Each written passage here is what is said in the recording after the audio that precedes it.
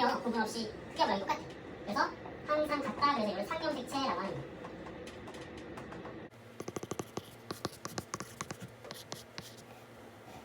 하고 이제 동물세포 같은 경우에 보게 되면 동물세포들은 식물세포와 좀 다르죠. 식물세포 차이점이 뭐냐면 이 아래쪽이 식물세포고 이 위쪽이 동물세포인데 식물세포는 모양이 이렇게 일정하게 유지가 돼요. 왜 그럴까? 세포막 옆에 세포벽이라는 게 있잖아. 단단하죠. 동물은 세포벽이 없고 세포막만 있는 거예요. 근데 둘의 공통점은 둘 다 핵이라는 걸 가지고 있다. 이 핵이 굉장히 세포에서는 핵심 중요한 역할을 하는 거죠. 왜냐하면 바로 여기에 우리가 흔히 유전물질이라 말하는 DNA가 녹아 있어요. DNA. 이 안에 DNA가 녹아 있다고. 그 DNA를 보면 이렇게 이중 나선 구조로 되어 있어. 이게 DNA 구조거든요. 그리고 이 DNA 사이사이에 단백질들이 꼬여가지고 이 둘이 합쳐가지고 이제 이런 염색체를 만들거든요. 이런 것들이 쭉 여러 개가 연결되어 있는 게 여기 이렇게 들어가 있는 거예요. 쫙 연결되어 있어. 이 DNA 사이사이에 단백질이 꼬여져 있는 거거든. 그래서 이렇게 실처럼 묶여서 나온 게 바로 염색체인데 얘는 이제 세포 분열할 때 등장을 하는 건데 그 얘기는 뭐냐? 이 염색체가 바로 이 염색체 속에 바로 DNA와 뭐로 되어 있다? 단백질로 구성되어 있다. 라는 것이고 이 둘 중에서 하나 항상 사람은 쌍을 지니고 있는데 아까도 서두에 얘기했듯이 정자와 난자 아빠와 엄마가 하나씩 줬다고 그랬잖아. 그게 쌍을 가지고 있죠. 그래서 한 쌍으로 존재하는데 이때 모양과 크기가 같은 이 둘의 관계를 우리는 상동염색체라고 하는 거예요. 상동염색체의 하나는 아빠의 정자로부터 받은 거고요. 하나는 엄마의 난자로부터 받은 거예요. 크기와 모양이 똑같아요. 아빠의 혈액형이 유전자가 아빠가 A라는 유전자형을 줬어. 엄마가 O라는 유전자형을 줬어.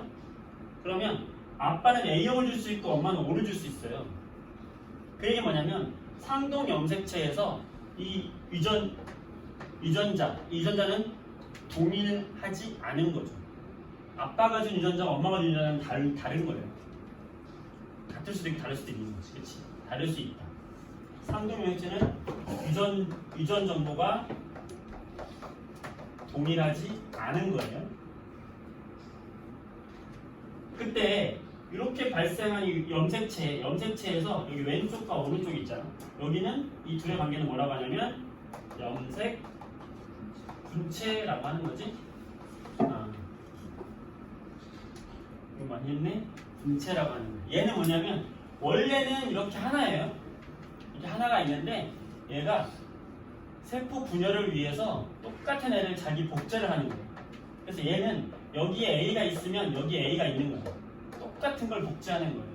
그래서 염색 분체는 유전 정보가 동일한 거예요.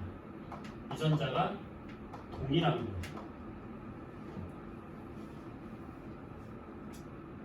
이렇게 생각해주면 되겠다. 그래서 거기 2번에 들어갈 거는 염색체가 되는 것이고 평소에는 나타나지 않아요. 평소에 나타나지 핵 안쪽에 녹아있다가 염색사라는 형태로 녹아있어요. 염색사라 그래서 이게 실사자거든. 실처럼 풀어져 있다 이거예요. 안 보여. 그러다가 얘가 이제 세포를 둘로 늘리기 위해서 핵도 두 개가 돼야 되잖아. 그럴 때 염색체가 여기서 등장을 하는 거예요. 이 핵이 사라지면서 여기 막이 사라지면서 여기 안에 있던 염색체가 이런 형태로 등장을 하고 얘가 반으로 쪼개지면서 새로운 세포로 나뉘어지는 과정이 세포 분열이거든. 그때 여기 안에 염색사가 들어있는 거고요. 자, 염색체 속에 DNA와 단백질로 되어 있다고 했고 요 DNA 있잖아. 이렇게 DNA가 있잖아요. 이렇게 되는 게 DNA인데 이 DNA의 각 부분, 요 부분 각각의 부분들을 우리는 유전자라고 얘기하는 거예요. 1번 유전자, 2번 유전자, 3번 유전자. 이 유전자들이 DNA의 몇 가닥마다 딱딱딱 유전자가 들어가 있는 거예요. DNA 하나가 한 유전자가 아니라 여러 개의 유전자가 여기 사이사이 들어가 있는 거예요. 여기는 뭐 머리카락의 색깔을 결정하는 거, 피부색을 결정하는 거, 혈액형을 결정하는 거, 그런 것들이 이 DNA의 서열에 숨어 있는 거예요.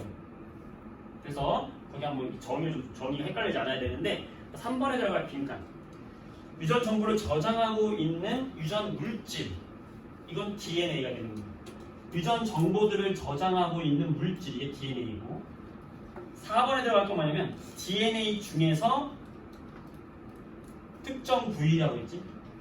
정보를 저장하는 특정 부위, 이게 유전자예요. DNA하고 유전자를 잘 구분할 줄 알아야 돼. 누가 더 큰 범위냐? DNA가 큰 범위야. 자, 그 다음에 5번에 들어갈 건 염색 분차가 되겠고, 6번에 들어갈 건 뭐예요? 크기와 모양이 같은 두 개의 염색체, 상동 염색체가 되겠고, 자, 이런 식으로 상동 염색체가 있으면 사람 같은 경우에 이렇게 아빠가 준 거 하나, 걔랑 똑같이 크기와 모양이 똑같이 생긴 엄마가 준 거 하나, 이렇게 1번. 이게 누가 준 거? 왼쪽이 아빠가 준 거, 오른쪽이 누가 준 거? 엄마가 준 거. 이게 한 쌍이에요. 그 다음에 2번 쌍은 또 크기와 모양이 같은 쌍이 있겠지? 얘도 한쪽은 아빠가 준 거, 한쪽은 엄마가 준 거. 얘 2번 쌍. 이런 식으로 해가지고 총 몇 쌍이 있냐면 23개의 쌍이 있어요. 그 중에서 요 22쌍은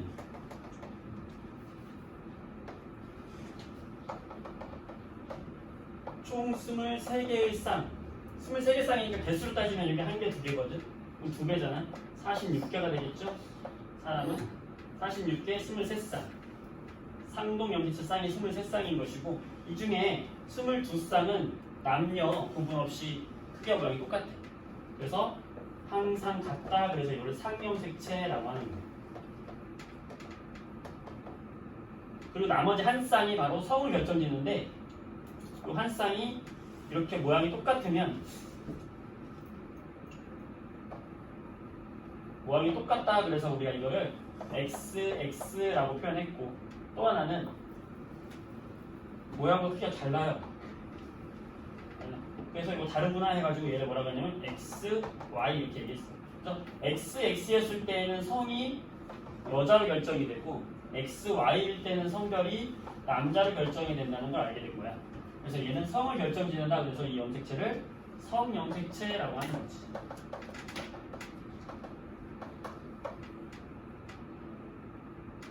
자, 여기 여자의 XX 염색체이고 상동 염색체일 거 아닐까? 이거 상동 염색체 맞아요, 틀려요? 상동 염색체 맞아요? 자, 얘는 상동일 거 아닐까? 크기와 모양이 다른데 왜 상동이에요? 크기와 모양이 같은 게 상동이라고 그랬죠, 정의. 하지만 X와 얘는 예외적으로 상동으로 보는 거예요. 큰 의미에서 이 상동의 염색체의 의미는 뭐냐면 엄마, 아빠로부터 각각 받은 한 쌍의 염색체를 상동 염색체라고 얘기하는 거기 때문에 얘도 엄마, 아빠로 받은 거야. 자, 그럼 여기서 문제. 내가 여자야. 그럼 나를 결정짓는 내가 여자라는 게 아니고요. 나 지금 커밍아웃 한 거 아니고요. 말하고 가니까 좀 이상하다. 어떤 여자가 그 여자의 성형색체가 XX야. 그러면 이 X는 누구로부터 받았을까요? 알 수 없어요. 아빠한테 받았는지 엄마한테 받았는지 알 수 없어. 왜? 아빠도 X가 있고 엄마도 X가 있잖아. 둘 중에 하나를 주는 거야. 엄마가 X를 하나 주고 아빠도 이 둘 중에 하나 줬기 때문에 이 두 X는 누가 줬는지 몰라. 근데 만약에 얘가 남자야. X, Y야. 그러면 이 Y는 난 누구한테밖에 못 받는 거예요, 무조건? 아빠한테밖에 못 받는 거잖아. 그쵸? 그러니까 이 Y 염색체를 주는 건 무조건 남자가 준 거다. 그러니까 이 X는 엄마한테 온 거라는 걸 알 수 있는 거예요. 이게 중요한 거 굉장히. 왜냐면 나중에 우리가 생명이라는 걸 공부할 때 이게 적색하고 녹색하고 구분이 잘 안 돼. 정록생명이라고 하거든요. 신호등을 봤을 때 녹색하고 빨간색 구별이 안 되는 거예요. 정록생명 운전면허 따기 굉장히 힘들어요. 생명유전자는 이 성염색체의 X 염색체에 있거든요. 그때 성염색체에 있는 되게 특이한 유전병인데 여자 같은 경우에는 XX고 남자 같은 경우에는 XY의 성염색체 가지고 있잖아요. 근데 얘는 힘이 상대적으로 약해요. 이게 약한 걸 열성이라고 그래. 열성 유전자라고 그러거든. 힘이 센 걸 우성이라고 그러고. 그래서 열성은 꼭 둘이 다 열성끼리 만났을 때만 유전병이 드러나는 거거든. 그러니까 여자에서 생명일 때는 이렇게 둘 다 생명 유전자를 가지고 있을 때만 생명이 나타나는 거예요. 하나만 유전자가 있다. 그럼 이건 정상으로 나타나요. 왜냐면 얘가 더 힘이 세기 때문에. 하나 있지만 정상으로 나와. 요거 당연히 정상이고요. 이렇게 쓰면 정상이에요, 여자는. 남자는 X형 색채의 생명 유전자가 있기 때문에 여기 X 하나밖에 없기 때문에 남자는 요거 하나만 있으면 얘는 생명이에요. 정상은 그냥 없어야 돼요. 정상. 그때 이게 중요하단 말이에요. 왜요? 자, 남자가 내가 생명이었어. 그러면 아빠가 있고 엄마가 있어요. 자, 남자가 내가 생명이 된 이유는 이 생명 유전자를 누가 줬기 때문인데 이 생명 유전자를 엄마가 줬을까 아빠가 줬을까 중요한 거야. 방금 얘기했듯이 Y는 누가 준 거 무조건? 아빠가 주는 거죠? 그럼 이 X-라는 생명 유전자 누가 준 거예요? 엄마가 준 거라는 게 되는 거야. 나중에 생명을 할 때 그래서 중요한 거예요, 이게. 성능 색채에서는 Y는 남자가 준다. 그렇기 때문에 아들이 생명이었다. 아들이 생명이었다. 그러면 아빠와 엄마 중에서 아빠도 정상이고 엄마도 정상이었어. 아빠도 정상이고 엄마도 정상인데 아들이 생명이 나왔어. 그러면 우리는 엄마 아빠의 유전자형을 정확히 알 수 있게 되는 거예요. 왜냐면 아빠는 무조건 Y를 줬고 아빠가 정상이니까 아빠는 생명 유전자가 없어요. 그러니까 이거밖에 안 되고 엄마는 정상인데 생명 유전자를 하나 나한테 줘야 돼. 그러니까 엄마는 생명 유전자 하나 가진 정상이기 때문에 정해지는 거예요. 그래서 이렇게 아들이 생명이면 엄마 아빠의 유전자를 정확히 찾아낼 수가 있어요. 이 관계를 알기 위해서 X, Y에서 X는 누가 주는지 모르지만 Y는 무조건 아빠가 준다는 거를 여기서 기회에 있을 때 잘 기억을 해놓으면 좋겠지.